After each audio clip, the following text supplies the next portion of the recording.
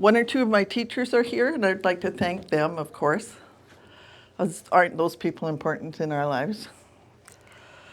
And Neil, thank you. So sweet of you to do that.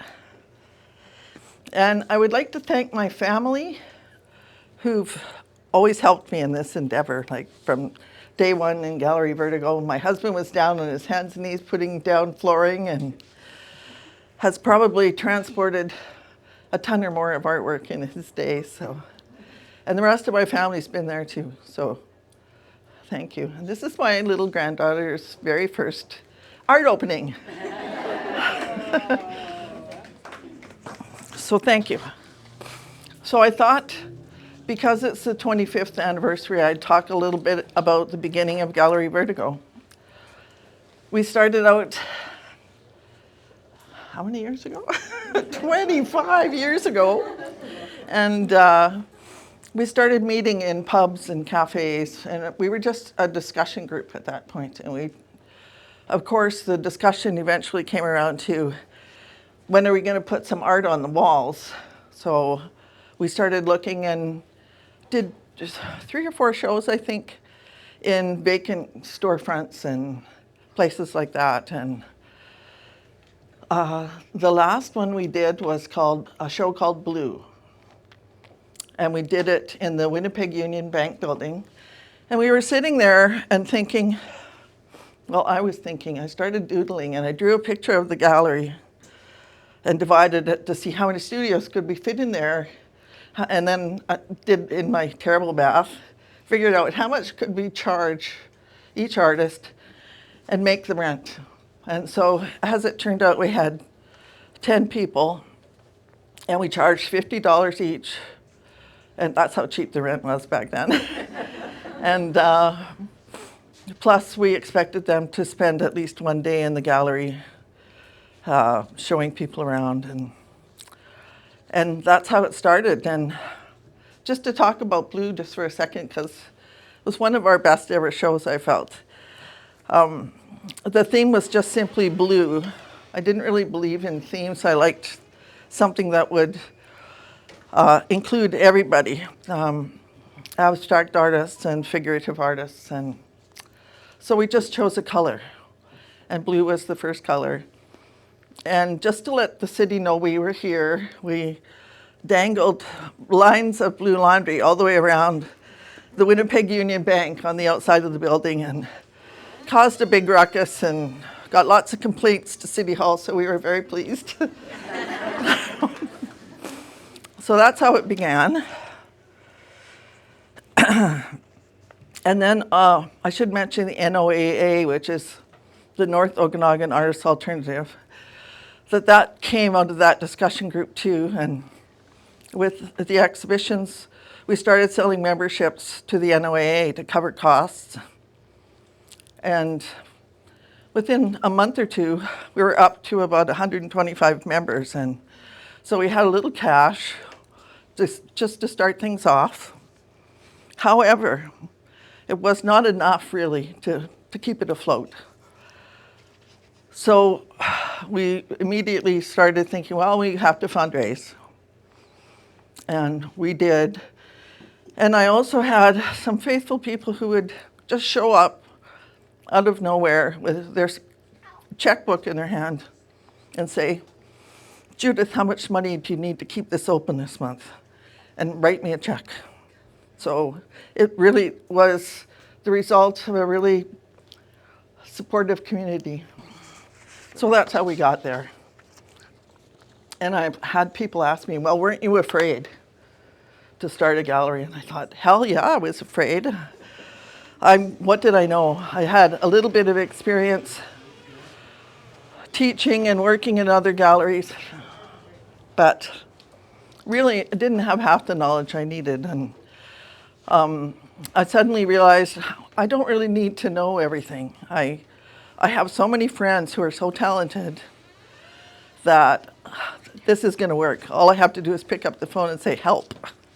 So that made it go.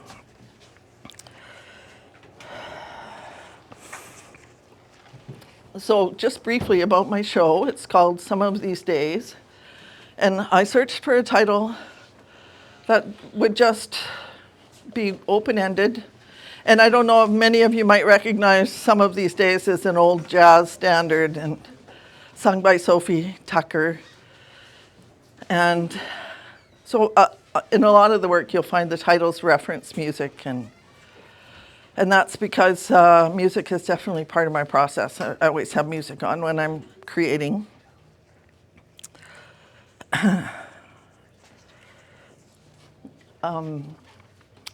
So I'll just talk about my process just really briefly. I'm not going to go into techniques and media and all that.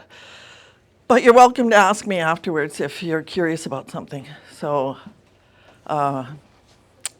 basically, I have a really simple approach to art making, and that is go to the studio every day.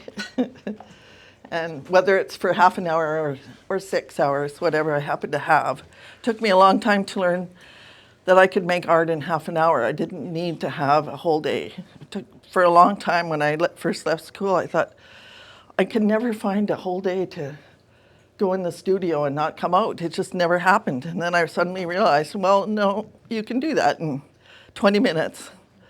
So, and that's actually the most productive time, I think, when the channels are the most open. So, and with that, I started thinking about where do ideas come from, and I was reading Big Magic by Elizabeth Gilbert, and she describes ideas as having a conscience of their own, as being living entities, and they're out in the universe searching for collaborative humans, people who are open enough to receive them. And if we're not working, there's a lot of artists here, so I'm talking to you. If we're not working, that idea will pass us by and go on to the next person. So you best be working. Like Picasso said, inspiration exists, but it has to find you working. It's the same principle. You must be working. I was hoping my teacher, Mary McCullough, would come tonight, but she probably didn't want to venture out in the smoke. And she lives right across the lake from some of the fires. But I wanted to thank her in particular. She was my fourth-year advisor, and she told me a piece of advice that's been invaluable, and that is lay your work around you and sit with it and just be with it and study it carefully. It will speak to you. It will tell you everything you need to know. And that's what I began doing. And the main things I first noticed about my work was that I'm really drawn to organic lines and shapes and movement and it made me start thinking about the world at large and the way, this is going to sound a little airy-fairy maybe, the way the molecules are swirling around us. I mean, this is science, I'm not making this up. The way molecules move around us in everything and within us as well. And so of course I related to that, and that resonated with me. And so I started finding subject matter that reflected that. So the prairie grasses and tidal pools and things that reflected in nature. So you'll often see little snippets of nature in the work. And also things, another thing I noticed was that things tended to be flying around in my work. It was a huge aha moment for me when I sat in my studio one day with my work all around me, and I realized every single piece had things flying around through the air. And I thought, oh, gee, it's such good advice I had from my teachers. And the other piece of advice was from Ruth McLaren, who told me just simply, when I had a successful piece, she'd come over and praise it and be excited by it, and her comment was always, make 100 more. So, and I thought, best advice I ever got, really. Make 100 more. So, other than that, I don't want to go on and on. See, I only have a very short stack here. Just that it's really that simple. It's about the work. It's about doing the work. And it's exciting work. As you know, if you're an artist, you know, you go in the studio, you start working, things get more and more exciting as you delve deeper. So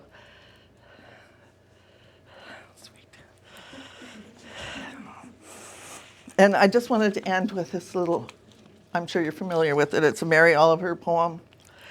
It says, pay attention, be astonished, tell about it.